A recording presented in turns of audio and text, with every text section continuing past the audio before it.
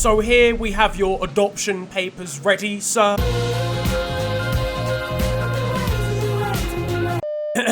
Right, listen, I can explain. Yo guys, it's your boy arriving at a moderately underwhelming trim near and near, and welcome to FTW. This, of course, is the series where I bring to you the best and more frequently the worst of what football has to offer during the last week. It's pretty self-explanatory. But what? Wait, what's that? The signal is being interrupted. I don't really know what's going on here. Ah, it's the microchips from the vaccine. The OAPs that have been given it have taken control. Yes, back in my day. No, Margaret, there's no oatmeal around here. This is a football show. Speaking of individuals that are well past their best, Manchester United crashed out of the UEFA Champions League at the group stages after a 3-2 defeat at the hands of Bundesliga side RB Leipzig. They've lost to a team that's 12 years old. A child. No. This team would be in year 7 if it was a person. Sir Alex Ferguson's reign as Manchester United manager lasted twice as long as these guys have existed. I'm afraid for the Red Devils, it's time to start facing Amazon gift card codes in the UEFA Europa League now. Their Spotify Wrapped is gonna be an interesting sight. I hope fans have been practicing their Azerbaijani pronunciations because the Thursday life is about to hit them hard. And next out of the hat is a Slovakian second division team. Not even a questionable penalty could save them in this situation. Judging from this cryptic quote retweet, I think it's fair to say that Leipzig defender Ibrahima Konate didn't really agree with the foul given. Is it really a surprise that United are going out this early when this is Solskjaer's training routines? You've just got to be dancing side to side. Be available. Oh, wow! Listen, I know it's bad, alright, but at least his interviews must offer a little bit more sense. As a footballer, you can't feel sorry for yourself. You've just got to go feel sorry for yourself for a few minutes. Fuck it, man, I give up. In fairness, it's not just Ollie. The players have got to take some responsibility too. Anthony Martial might not be feeling hungry out on the pitch, but I can only imagine he's hungry at home. What kind of meal is this? Where's he getting his nutrients from? Harry Maguire's head not only resembles an Xbox fridge, but now his mobility does as well. It's completely irrelevant, actually, to his footballing ability, but I'm pretty sure his head has its own gravitational pull. Meanwhile, Aaron Wan-Bissaka's doing this out on the right-hand side.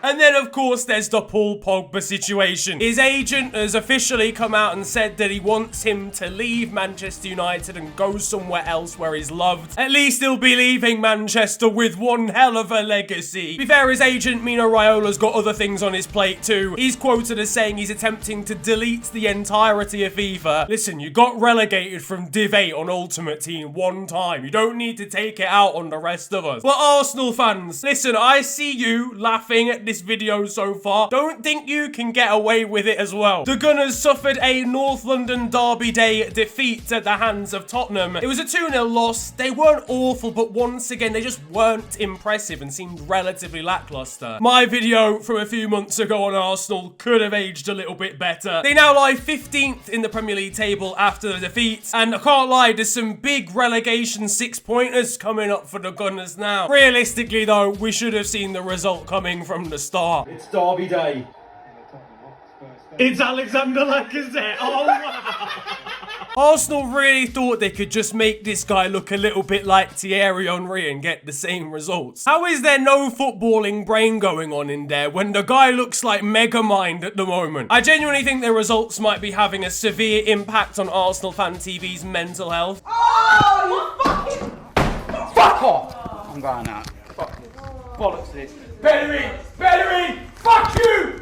Fucking useless pile of fucking wank. Get that fucking... But at least Robbie's happy, knowing that Rolls Royce money's coming straight back in the bank account. Mikel Arteta received some criticism for forcing injured midfielder Thomas Partey back on the pitch to try and defend a Spurs counter-attack. Oh, boss. Oh, God, call me an ambulance. Thomas, listen to me. I know the bone is sticking out. Oh, my God, my leg. But listen, I'm gonna need more from you. Where's the passion? Where's the desire? My job is on the line right now. I think it might might have fallen off. Forget about it. You've just twisted your ankle. I think I've seen the light, lads. I know Arsenal are going through a transitional period, but right now, this guy is just a head and shoulders Unai Emery, fam. And I'm not letting Pierre-Emerick Aubameyang get away with this either. Playing like some Samba Sanogo at the moment. Dead trim David and Gog. An African Anichebe. And Anichebe was African anyway, so there's a bit of a... Now, back to the Champions League. And there were some quite honestly unprecedented scenes when Istanbul, Basaksehir and Paris Saint-Germain both walked out of their Champions League group stage tie, with both clubs alleging that the fourth official at the game had racially abused the Basaksehir assistant manager. It led to protests. The players were having a go at the officials. In the end, it was suspended and replayed on the Wednesday. It happened when the assistant was getting sent to the stands, and it appears as though one of the Romanian officials was trying to allude to the fact that it was the black guy that needed to be sent off. Now, there's a couple of things here. First of all, for anyone who doesn't know, I'm a mixed race man. I'm half black. I don't know whether that's relevant, but it always seems to be in discussions like this. The word that he said is negru, which is the Romanian word for black. So in essence, all he's really done is say the black guy. Now, Webo, the assistant manager, is the only black person on their actual coaching team, which is a cause for taking this with a pinch of salt. But I honestly don't think the reaction of all the coaching staff and the players would have been so prominent if that's all he said. There needs to be some kind of investigation into exactly what he said, exactly what he intended, and how he went about saying it. If he literally just referred to the guy as being black, then that's not offensive. But if he said along the lines of "get that black guy out of here," which is what I first heard that he'd said, that's a very different entity altogether. If he is that aggressive with it, I hate to see him in other walks of life.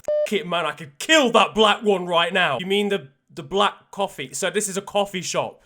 All you had to say was you wanted a black coffee. Demba Ba was giving it full beans, arguing on the touchline, standing up for what's right. Listen, I always knew I liked this guy. I swear, there's definitely no past history. Paris Saint-Germain actually won the redo fairly comfortably over Basaksehir with a 5-1 win. Neymar actually scored a hat-trick, and it still wasn't the most entertaining thing he's done in recent times.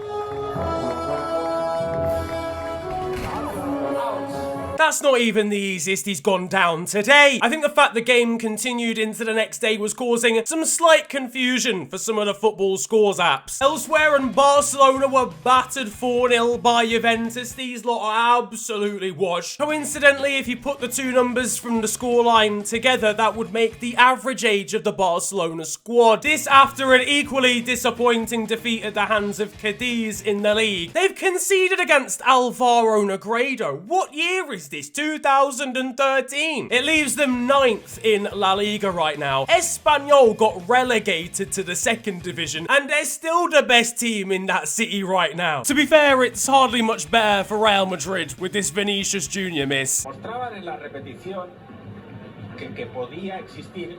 Closer to home, and after talk of Chelsea's new signings needing time to gel, it's up to the likes of Timo Werner to drag the team to success. Flat ball comes in, blue shirt gets onto it. Wow.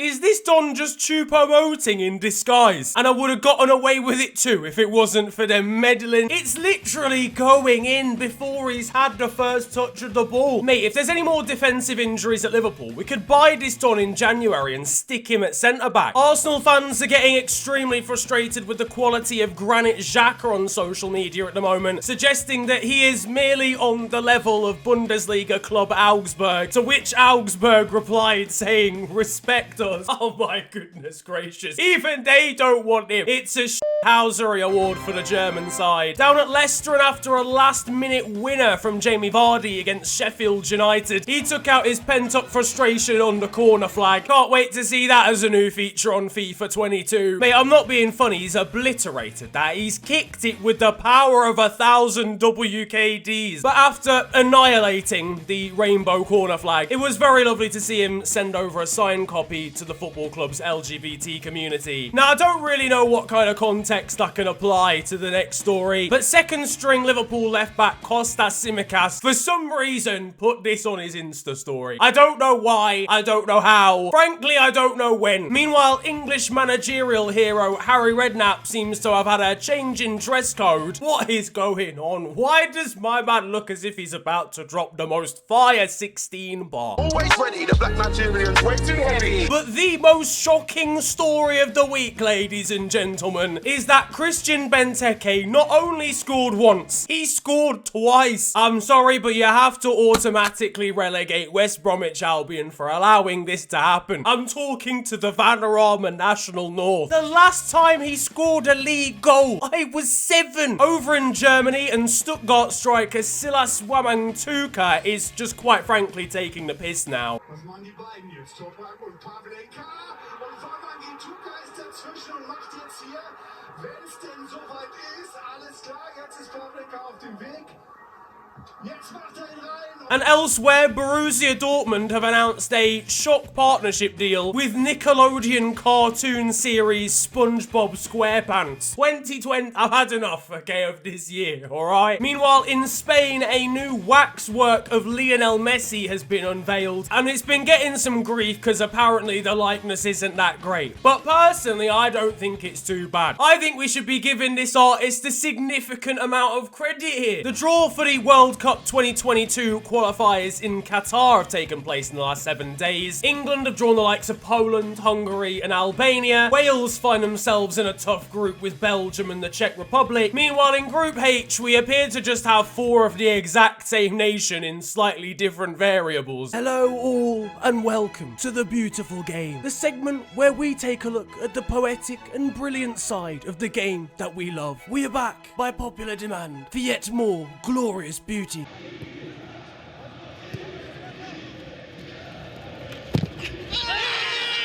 And that concludes The Beautiful Game. Over in the Mexican Apertura semi-finals, after a convincing 4-0 victory for Cruz Azul over Pumas, it looked as if the former were guaranteed a place in the final, until in the second leg, Pumas managed to win 4-0 thanks to an 89th minute 4th goal, and won the tie overall to go into the final, having finished above their opponents in the normal league season, a comeback of biblical proportion. Meanwhile, over in the Netherlands...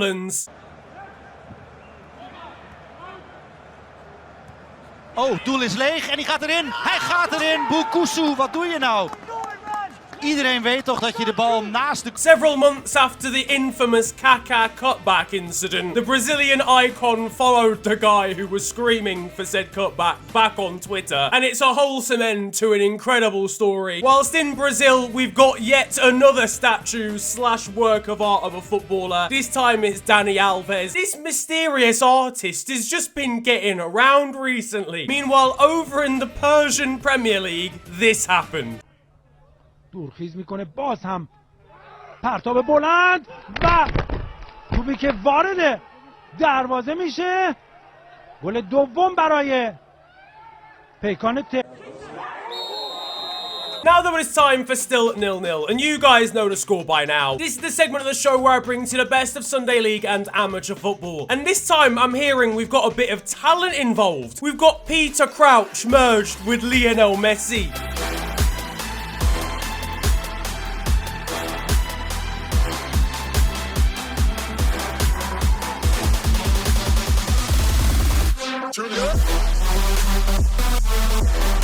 Well done, he's 13. I know he's tall, right, and I know half the opposition would need to abseil down him to stick a foot in, but you've just got to be doing more there. On to the weird stuff though now. You knew it was coming. We're heading over to Romania. Manager Marius Crătoru and his side FC Botoșani were on the receiving end of a 94th minute winner over the weekend. His reaction to the situation was pretty unique. We've got unbelievable scenes over in Sweden as former Premier League stalwart Sebastian Larsson and his AIK side attempted to stop a counter-attack by throwing another football onto the pitch and kicking it around until the game had to be stopped for the infringement. It's a Hausery Award for the Swedish side. Over in China, and a women's football match had to be called off after players were told that their hair wasn't dark enough. Despite going and buying some hair dye to make their hair more black, the referee told them it wasn't acceptable and the game was suspended. Black hair matters. Oh wow, I'm really funny. My name's Colin. And we've got some quite shambolic scenes over in Uzbekistan where a referee was attacked by members of the crowd and karate kicked by one of them before eventually managing to get to safety down the tunnel. Disgraceful scenes. I hope whoever was especially involved in the karate kick has been done for something. There needs to be a lot more protection for referees in general. This sort of stuff is just scary. But ending on a positive note, and we head over to Brazil, where a game seems on the verge of abandonment, quite frankly. How this hasn't been called off for a waterlogged pitch, I don't know. But the keeper's come out, and he's launched it forward, and first time an attacker from the opposition has lobbed it back over his head whilst playing in a swimming pool, fam. How has he even managed that? But that is going to be it for football this week, and I hope you have enjoyed it. If you have, then feel free to slap a like on the video and subscribe if you're new. You can also follow me on social media. It is at @theofficialfng on Twitter and on Insta. But it's been a pleasure ranting at you guys today. Have a wonderful day, enjoy yourselves,